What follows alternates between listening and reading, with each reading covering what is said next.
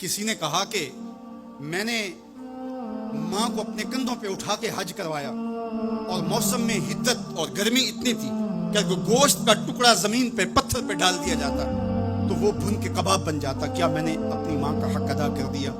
کہا تیری ولادت کے وقت جو اس نے تکلیف سہی اس تکلیف کے ایک جھٹکے کا حق بھی ادا نہیں ہوا. یہ تیری ماں ہے.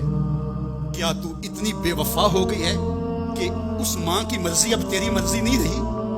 وہ باپ جس کی ہڈیاں بھی درد کر رہی ہیں اور وہ مزدوروں والے اڈے پہ بیٹھا ہے اور جب کوئی مزدور لینے آتا ہے تو اس سے صحیح طرح سے اٹھا بھی نہیں جاتا, پھر بھی کلی والا ڈبہ اٹھا کے آگے بڑھتا ہے اور مزدور لینے والے شخص کے ساتھ لپٹ کے چمٹ کے کہتا ہے کہ بابو مجھے لے جاؤ, 10 روپے کم دے دینا, میں نے اپنی بیٹی کی کالج کی فیس دینی ہے.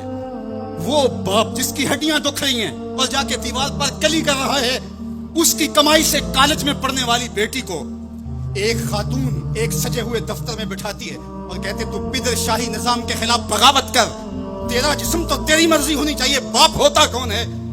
وہ بیٹی اس کے منہ پہ تھپڑ مارے, وہ کلی کر کے میرا پیٹ پالتا رہا اور میری فیسیں ادا کرتا رہا, میں تو اپنی زندگی کی ایک ایک سانس بھی اپنے باپ کے نام کر دوں, حق پھر بھی ادا نہیں ہو سکتا. میرا باپ میری تعلیم کا ضامن ہے, میری زندگی کا ضامن ہے, میری عزت اور آبرو کا پہرے دار ہے. اللہ اکبر. معاشرہ بدل گیا, حالات کے تیور تبدیل ہو گئے, بغاوتیں بڑھ گئیں, وفاؤں نے دم توڑ دیا, مغربی تہذیب کی یلغار نے مرد آوارہ بیکار و زن کمار باش کیا معاشرہ تخلیق کیا جا رہا ہے. میرے حضور کے غلاموں, آؤ ہم نے دین حضور سے لینا ہے, اور یہ سارے چونچلے اور یہ ساری مغربی وظیفہ خور تنظیمیں یہ دم توڑ کے رہ جائیں گی. اس کائنات کے اندر اور اس وطن کے اندر جھنڈا لہرائے گا تو محمد عربی کے نظام کا ہی لہرائے گا. اس کے لیے میں اور آپ نے اپنی زندگی کی ایک ایک سانس لگانی ہے.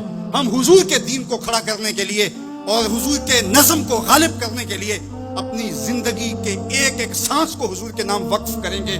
میری زندگی کا مقصد تیرے دین کی سرفرازی, میں اسی لیے مسلمان, میں اسی لیے نمازی. ہمارے اوپر سب سے بڑا حق ہمارے اللہ کا ہے, پھر رسول اللہ کے حق ہے, پھر اس کے بعد ہماری ماں کے, ہمارے باپ کے, ہمارے مرشدوں کے, ہمارے استاد. ہم احسان فراموش لوگ نہیں ہیں کہ کبھی باپ کو پدر شاہی نظام کے ساتھ مسترد کریں, کبھی ماں کے چہرے پہ لات مار دیں کہ تم کون ہوتی ہو میری زندگی میں مداخلت کرنے والی.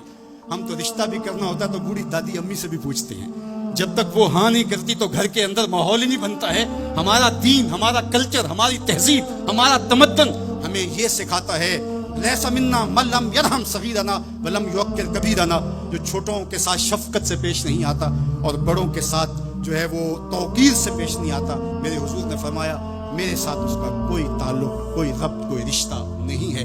تو ہمارا دین تو ہمیں یہی سکھاتا ہے.